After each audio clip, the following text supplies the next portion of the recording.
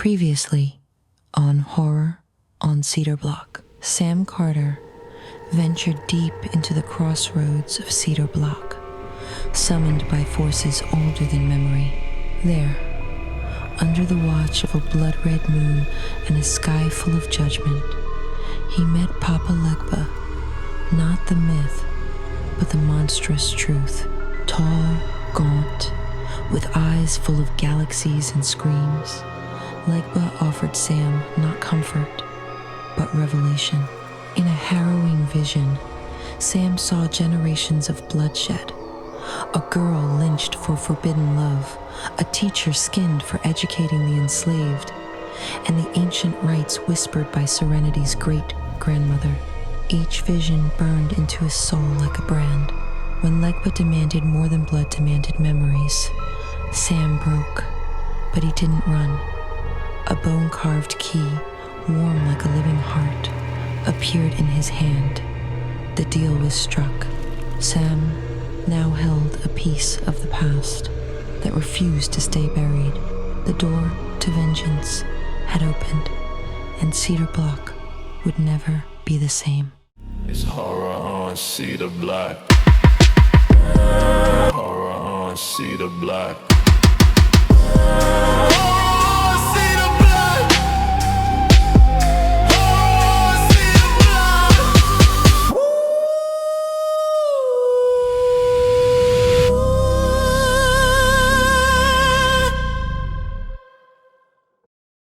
Chapter 8. Whispers of the Deal. The fog rolled in thick as poison, a white, suffocating shroud that smelled of stagnant water and old pennies. It blanketed the forgotten chapel, just outside the old sugar fields, a place where the earth was rumored to speak in curses and the shadows had teeth. Even the trees, ancient and gnarled, bent their limbs away from the sagging wooden structure, as though the very wood feared the rot of what stirred inside. Sam Carter's hand shook as he clutched a letter he'd found, tucked deep inside Mama Mars's old spell book, hidden behind a flap of cured leather.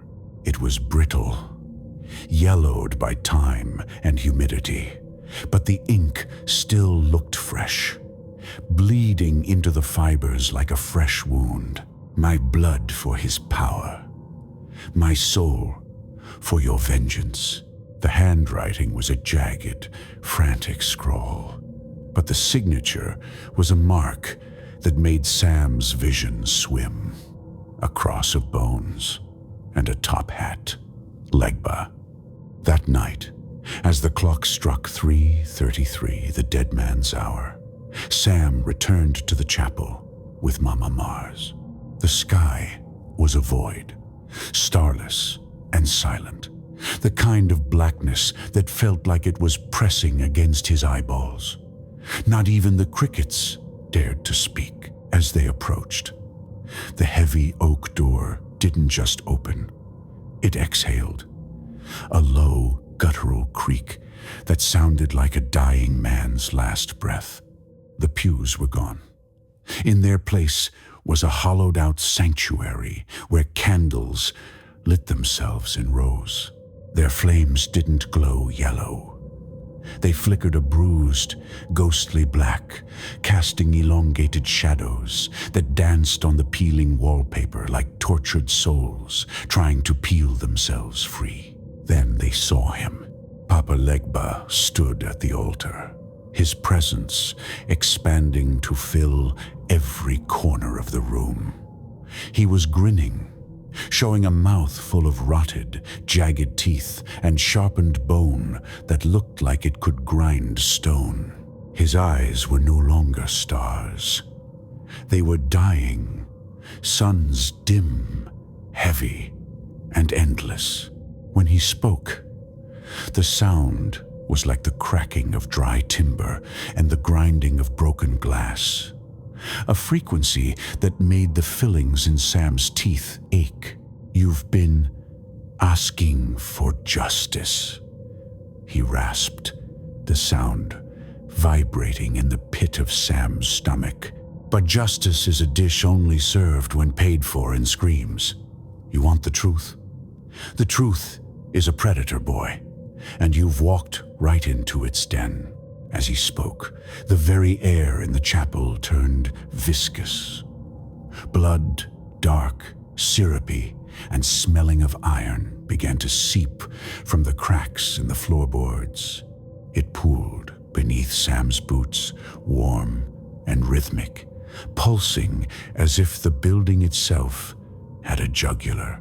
The walls began to breathe, the timber expanding and contracting with a wet, fleshy sound. What followed was a negotiation written in the language of suffering. Legba didn't use words. He projected sensations directly into Sam's mind.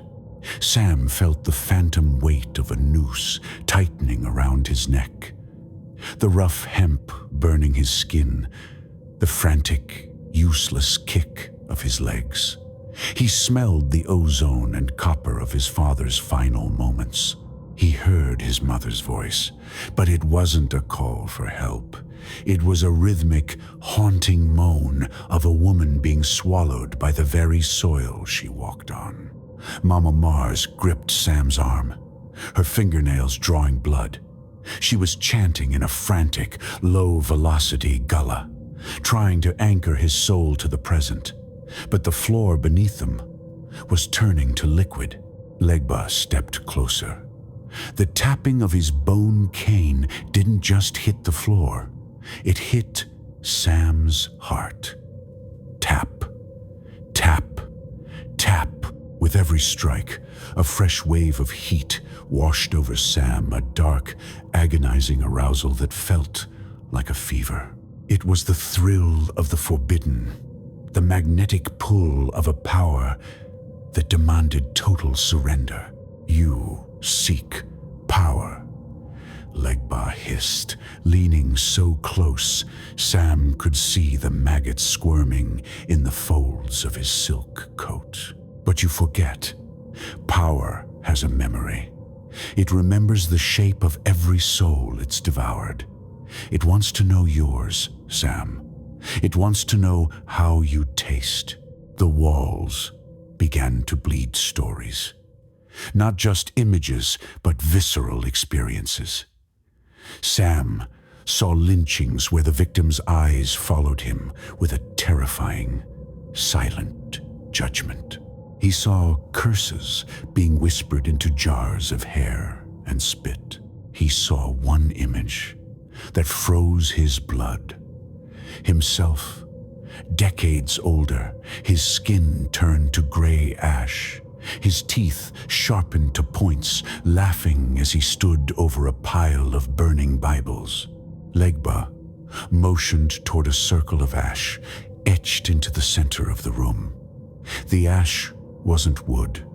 It was bone, dust, fine and white.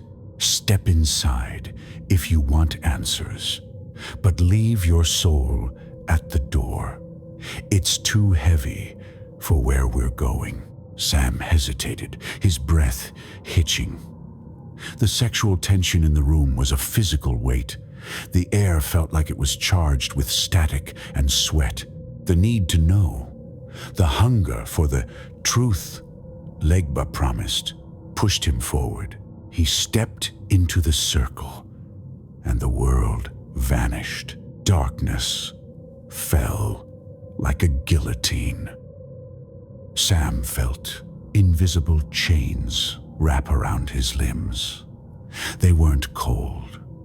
They were searing hot, biting into his wrists and ankles.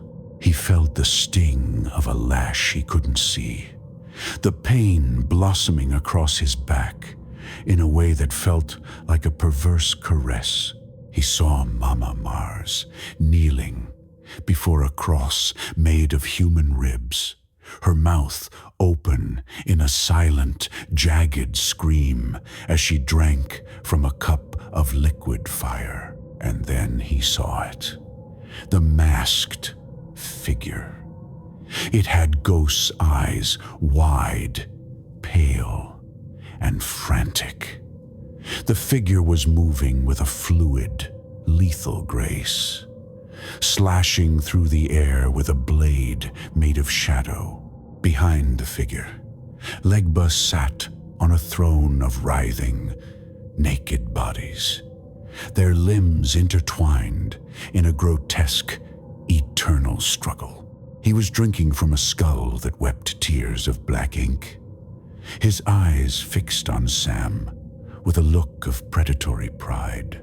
"You are the debt, Sam," the throne of bodies whispered in unison. When Sam finally awoke, the chapel was gone. He was lying on his back in the middle of a clearing, the damp earth clinging to his skin like a shroud. He felt a cold weight on his chest. He looked down and saw a fresh grave behind him. The headstone was weathered, but the name was clear: Samuel Carter. The chapel door creaked open one last time in the distance. A child's lullaby drifted through the fog. The melody was sweet, but the lyrics were a detailed description of a hanging. Mama Mars was gone.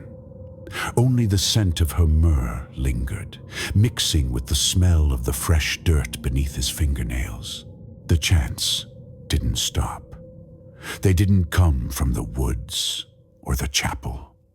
They were vibrating inside his own skull, a rhythmic, pulsing sound that felt like it was carving new paths through his brain. Sam's knees buckled as the weight of the visions pressed down on him. The smell of sulfur and rotting jasmine was so thick he could taste it on the back of his tongue. He looked at his hand. The bone key had fully merged now, the skin over it translucent and glowing with a sickly, rhythmic light. "He's here," a voice whispered. It was Mama Mars, but she was standing 10 feet away. Her eyes rolled back so far only the whites showed. Her body was jerking in small, sharp increments, like a marionette being handled by an amateur. Legba appeared beside her, his cane scraping against the earth with the sound of a shovel hitting a coffin lid. "You thought truth would come easy?" he croaked. "You came looking for answers. But truth is a blade, boy. It doesn't just show you the wound. It reopens it." Sam tried to crawl away, but the soil beneath him turned to mud. Not water mud, but blood mud. It was thick and clinging, pulling at his fingers. From beneath the altar of the Phantom Chapel, fragments of history began to float to the surface. Teeth, rusted nails, a child's leather shoe. "This is your inheritance," Legba hissed, his voice echoing inside Sam's ribcage. The screams, the broken promises. "You don't end a curse, Sam. You become its new home." The walls of the world seemed to bend inward. Sam was pulled into one last, agonizing vision. He saw his ancestor, a man who looked exactly like him, being broken on a wheel while Legba watched, smoking a pipe made of bone. The man wasn't screaming for mercy. He was screaming for power. When Sam finally gasped for air, he realized he was weeping not tears, but the same black ink he'd seen in his visions. Legba leaned down, his face inches from Sam's, his breath smelling of centuries of decay. "Now, you understand the price of the seat at my table." The chapel flickered out like a dying candle. They were back in the swamp, but the ground was steaming. The shadows around them weren't just dark. They were solid, reaching out to touch Sam with cold, curious fingers. A low, rhythmic droning filled the air, the hum of a hive awakening. The floor beneath Sam's boots pulsed. His breath came in short, jagged gasps as the oxygen seemed to flee the area. Legba struck his cane against a nearby cypress tree. The sound rang out like a funeral bell, played in reverse. From the mud, whispers rose, thick, wet sounds that formed words in a language of pure malice. The ink-black sludge from the visions began to crawl up Sam's legs, feeling like cold silk, binding him to the spot. Mama Mars's mouth moved, but the voice that came out was a discordant chorus of hundreds. We opened the door. The voices rasped. We thought it would only be him, but the hunger is too great. They're all coming through. A mirror, the same one from before, materialized in the mist behind Legba. It was taller now, dripping with gore. In it, Sam saw Serenity again, her wrists bound by the same red jute rope, her face a mask of eroticized terror. He saw Malik digging his own grave with fingernails that had been ripped off. Legba's smile was the last thing. Sam saw a jagged white crescent in the dark.